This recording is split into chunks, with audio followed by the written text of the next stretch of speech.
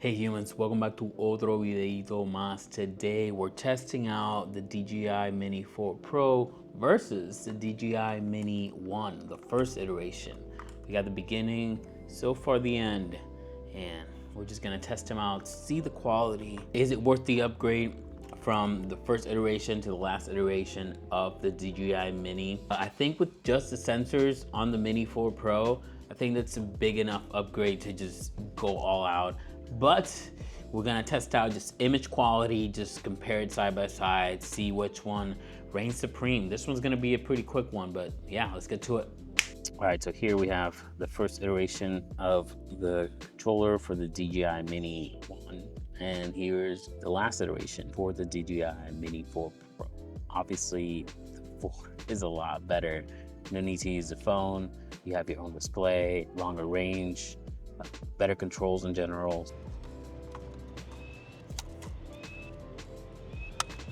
Pretty small, pretty lightweight. Obviously 249 grams. Yeah, this one got no sensors, no nothing. All right, so after flying with the DJI Mini 1, not too bad, not the best. Has a really hard time controlling in the wind. And there's not that much wind going on right now, but it's still is having a hard time controlling itself, which is sad. I literally went one block away and this thing was already having issues with connectivity. It was getting very jittery. I thought it was like the actual drone itself, but no, it was the connection to the drone while using this remote and the phone. So I'm gonna go ahead and try the Mini 4 Pro, and I'm sure that'll do a lot better. But the main goal of this video is just to see the video quality, because this one shoots 2.7K and this one shoots 4K. All right, so when it comes to drone size, we have 4 and the 1. And I mean, they're pretty similar. The first iteration is a bit smaller when it comes to the body, but when it comes to the legs, the first iteration is definitely smaller footprint, which is kind of nice. As you can see, the fourth one has a longer base, which is better when it comes to landing on really iffy areas. But the back end is basically the same distance from the body, so not too bad. But as you can see, the gimbal on the fourth one is a lot bigger than the gimbal on the first one. So obviously we'll get better footage on the fourth one than the first one. All right, flying with a DJI 4 Pro is definitely more easier. It just feels a lot better, more controlled, never lost signal. But I got the 2 shots that I wanted. Let's go back inside. Let's look at the footage and let's see which one is actually better. Is it worth the upgrade? Probably, but let's find out. So as you can see right here, the first iteration is having a hard time with the highlights. Right now it's shooting basically in direct sunlight, but it's definitely having a hard time with the highlights. On the fourth iteration, the DJI Mini 4 Pro, everything looks a lot more cinematic. There's a lot more contrast. I think it looks a lot better. Now going back away from the sun, they both look a little better. They actually look pretty similar, but as you saw, there was a jitter on the DJI Mini 1. So the wind is definitely an issue, being that it's so small and the motors are not as powerful. So when it comes to image quality, the fourth iteration definitely takes the cake.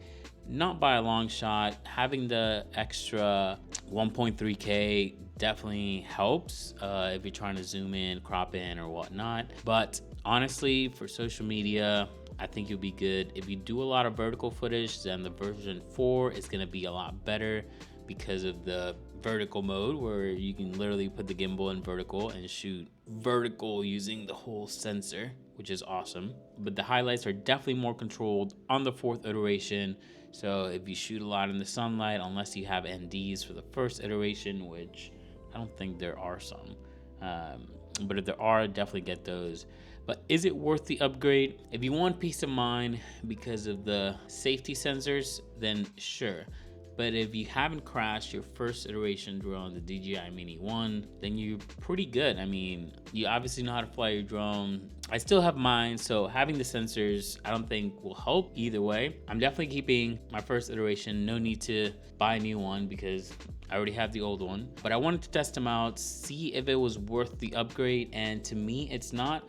Maybe to you it is. But if you're doing social media, nothing professional, nothing super crazy cinematic, I think the first iteration is gonna be just fine. And I'm sure you can find it for steal because it's a pretty old drone, but it still works. You do have to use your phone. The controller is not that great. The range is also not that great. So, but if you're planning on keeping it, you know, in sight, then you should be pretty good. Also keep in mind, wind is going to be an issue. The motors on the fourth one are a lot more powerful than the motors on the first one, so also keep that in mind. But to answer the question, is the image quality that much better on the fourth? Yes, it is better. The image quality is better on the fourth. Do I need that kind of image quality? Not really. 2.7K is good enough for me and for what I use it. So yeah, I'm returning the version 4. Let me know down in the comments below if you have any questions or anything like that, and I will answer them. Let me know your thoughts. Do you have the first one, the second one, the third one, the fourth one? Yeah, let me know down below in the comments which one do you have and which one do you like most. But yeah, that's it for this video. Thank you for watching, and yeah, hasta la próxima.